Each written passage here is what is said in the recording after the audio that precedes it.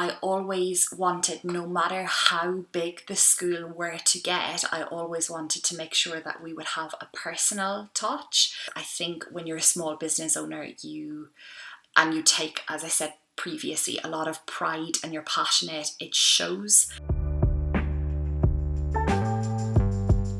Hi everyone, I'm Lorraine from Simply English Edinburgh. Welcome back to my channel, and today, to celebrate this channel having reached 1,000 subscribers, which I'm really happy at, so thank you to all my followers, we're just going to sit down and have an informal Q&A session. I opened up my Instagram the other day to questions from you guys and I got a lot, so I have selected some about myself, language learning, the business, that we can go through in today's video. I've made a note on my phone so we can go through them there, and yeah, it's just a little bit more informal than usual, but it's going to be fun and you're going to learn a little bit more about me. So yeah, if that's something you're interested in, then keep watching. Let's get started. So the first few questions actually were about the fact that I'm Irish and, you know, my business is in Edinburgh and different things. So let's have a look at those questions. The first one is, in fact, you are Irish, but your accent is not that strong. Why is that? That's quite funny. So yeah, I don't have, I guess, a particularly strong Irish accent. I am a proud Irish woman, of course. I'm from County Waterford on the south coast of Ireland.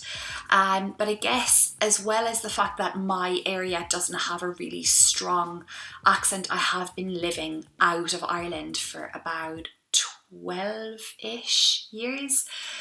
So that has obviously had an impact on my accent. I've been in Scotland for 9 years. Prior to that, I'd been living in Spain for a year. I'd also spent some time in Argentina and in Germany. And yeah, so I guess that probably softened out some of my accent. Also, my husband isn't Irish. He's from Brighton in the south of England. And many people, I guess, who I spend time with on a day-to-day basis are not Irish either, because I'm not living there. I haven't been living there. So yeah, I guess all of those things have had an impact. However, I would say that, you know, when I'm out and about in Edinburgh and speaking to local people, so many people still ask me, like, oh, are you over from Ireland on holiday? Like, what part of Ireland are you from? So I guess it's still obvious that I am Irish, but my accent just probably isn't that strong, maybe compared to people who have lived all their lives in Ireland. So yeah, that's probably it. The next question then was, why did you decide to open your business in Edinburgh when you're Irish? So yeah, that's a good question. As I said, I've been living here for 9 years. I actually came here to do a master's in language education, teaching and practice. It was a year-long course, and that had kind of been my plan, to spend a year in Edinburgh and then just see how things were going. Towards the end of my course, I started to apply for jobs in Scotland and in Ireland, but I was also open to moving to other places. And yeah, I just got work in Edinburgh really quickly. I think the week that I was applying for jobs, I had a few offers. And yeah, I mean, Edinburgh is just such a beautiful city. I had no problem accepting work here because I had pretty much fallen in love with the city. I knew it was somewhere that I would be happy to be in the longer term. So yeah, I mean, when it kind of got to that point where I was thinking of opening my business, it just seemed very logical for it to be here.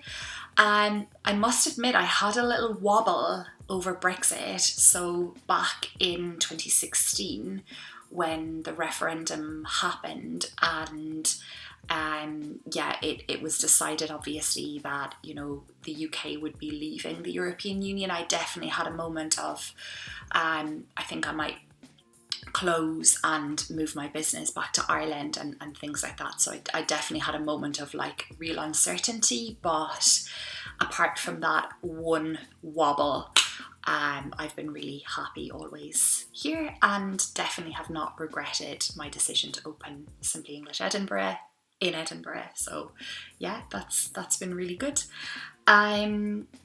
And the next question actually is kind of related to that, because it's when did you decide to open your school? That's funny because it's something that, you know, when I was language teaching, I always kind of had it in the back of my mind that like down the line in the future, I would love to have my own business and my own school. I've always been quite entrepreneurial. I'm from a family like that where we've kind of like tried different things and opened different businesses, and yeah, we're quite like creative in that sense. So yeah, it was always something that was kind of in the back of my mind. But I guess I never expected it to happen like quite so soon. But it's just one of those things where the timing was just right. It was sort of like you know, all things sort of just came at the one time where I had a lot of my own private students. You know, there was a lot of demand for my classes, which was excellent.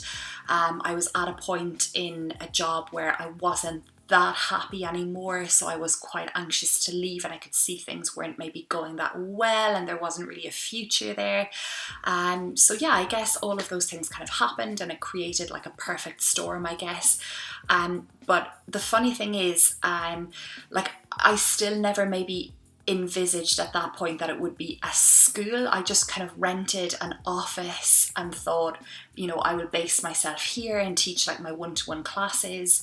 I did definitely pick a space where I knew I could grow, but again, I thought that that would be something like way down the line. So yeah, I guess things just kind of happened, and yeah, I was obviously very grateful for them to happen the way they did. But yeah, I sort of went from teaching one-to-one students to taking small groups, and then obviously hiring staff, etc. And yeah, it was a bit of a whirlwind in the beginning, but it's absolutely fantastic, and I'm so grateful that everything happened the way it did. So yeah, it's been amazing.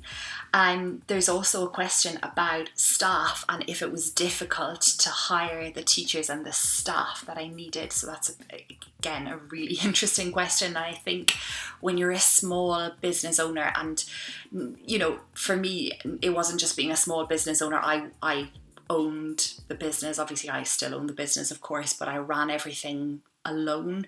So like I was completely in charge of like the day-to-day running of everything. I was the only teacher, and I was like doing the admin and doing absolutely everything. And then of course it came to a point where I needed help.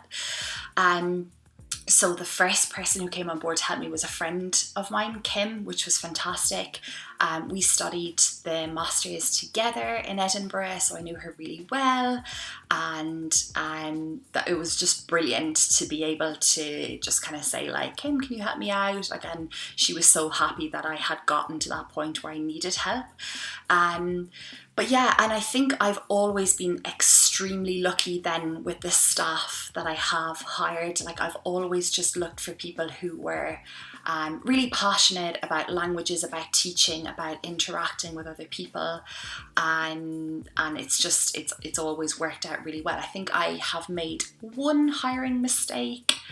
We won't go into that. But yeah, apart from that, it's all gone really, really well. And my advice, I would say, to a small business owner is, you know, when you're really passionate about your company, I think hire staff with passion rather than experience, because you can learn on the job. But I think the most important thing you're going to bring to a small business is your enthusiasm. So that would be definitely my advice.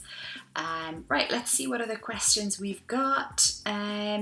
Okay, so there's one here about language learning. So have you ever learned another language yourself? Yes, so in Ireland we learn Gaelic, Irish. We start learning that when we're quite young, like from the very early primary school years, and that is a language that I continued at university because my degree is in applied languages. So I also studied German. Started learning that when I was 10, and I had a brilliant teacher at high school. So from the age of like 13 to 18, my German teacher was absolutely excellent. And I also continued to study German at university. And then when I was 19, I started learning Spanish. And I would say now, out of all of those languages, Spanish is probably my strongest one because it is the one that I use most often. Right now, I would say I speak Spanish, if not on a daily basis, then maybe like multiple times per week I speak or write or read in Spanish. My level of German, I would say, like, I have previously passed the C1 exams in German, but it's kind of gone back a bit because, I don't know, I found that anytime I've gone to Germany, I've just spoken English because everyone there speaks English so well. But yeah, I mean, I definitely think that when you're teaching languages, it's like, it definitely gives you an advantage if you have been a language learner yourself. So yeah, I'm very passionate about languages, and I would like to think that that shows in my lessons. And I also understand the frustrations of learning a language because, yeah, the struggle is real. We all know what the struggle is like. It can be like really difficult when you're learning languages. The next question is, how did you manage to grow the school so much? Yeah, that's a really good question as well. Absolutely, word of mouth grew the business for me, which was just incredible. I think that I always wanted, no matter how big the school were to get, I always wanted to make sure that we would have a personal touch, and that I would know the names of all the students. I think probably the strangest point in the business came when I sort of had students that I knew them and I knew their names and everything, but I wasn't their teacher and I had never had any classes with them. And that was kind of a weird point of like, I really felt like I was letting go of some elements of the day-to-day running of the business when I didn't have to like be in charge of all of that. But yeah, I think a lot of the growth of the business was thanks to word of mouth, people really enjoying the classes, the kind of community feeling that we developed. So yeah, absolutely, particularly Españoles en Edimburgo, I think, was a major contributor to the growth of the business, which was fantastic. Yes, of course, I've done a little bit of online advertising, like Facebook ads and things like that, Google ads. But yeah, absolutely word of mouth. I think when you're a small business owner, you take, as I said previously, a lot of pride and you're passionate, it shows. So yeah, I think that has absolutely helped a lot. Also, I guess the fact that my staff and I kind of really hone in on exam preparation, because a lot of students really need the Cambridge and the IELTS exams, and like we have really kind of specialised in preparing people for those exams, and we've gone to intensive training days and taken training courses, and I've even gone to some of the courses for training to be an examiner. Even though I don't ever want to be an examiner because I always want to continue to teach the classes, but I think when you get that kind of know-how, you can really guide your students in the right direction, and I think that has helped the growth of the business as well. So yeah, that's all been great. And someone then has actually asked about the pandemic and if that has affected the school. Yeah, I mean, absolutely, but I have to again take the positives from this situation. Many students who had obviously moved back to their home countries started again to take classes with us online, which was phenomenal. It was just fantastic. To like get in contact again with students, who were writing to me and saying, hey, like I was with you in 2017, 2018, 2019, taking classes, my school has gone online, and if I'm going online, I'd prefer to be with you and your staff. And it was just really emotional, and I have a really good group of friends in Madrid. Maybe some of you guys are watching, and it's been just amazing to be able to teach those guys and help them with their exams, and they've sent more students through, again, like positive vibes and word of mouth. So I have a great wee community in Madrid. which is fantastic. And yeah, no, I've really enjoyed that aspect of being able to teach online. And I think for me personally, I loved like just being able, when there was kind of no human contact with anyone, like in the real middle of the lockdown, to just log on every day and still be able to see my students, etc. I think there will always be an online element now to the school because of the pandemic, but I'm just looking at it from the positive point of view. And yeah, a couple of more questions like that, and I'll just finish up with this one. Where do you see your YouTube channel going in the future? Well, I mean, that's a tough one, because it all depends, I guess, on the algorithm and stuff. But what I've really loved about putting my videos out there is that I've had messages from people in different countries, and you know, just some people just leaving comments and writing messages and getting in contact with us, or following maybe on other platforms, like following my Instagram account, for example. But I have had students sign up for lessons thanks to these videos. I have a couple of new students from Russia, from the Ukraine, countries that maybe I wouldn't have been able to connect with these people before, but they're seeing my YouTube content, which is fantastic. And yeah, so I guess just exposure to more people, more places, and it's always a good thing. So that's it really for me. Maybe when I get to 2,000 subscribers, whenever that will be, we can do another Q&A session. I hope you've enjoyed it. It's been a really different, informal video, but there you go. Hopefully it will give you more of an insight into who I am and what I am doing with my business. So thank you for watching, and I'll see you guys in the next video. Don't forget, as always, to like, subscribe, and share these videos with your friends. And yeah, thanks so much for all of your support, and I'll see you soon. Bye.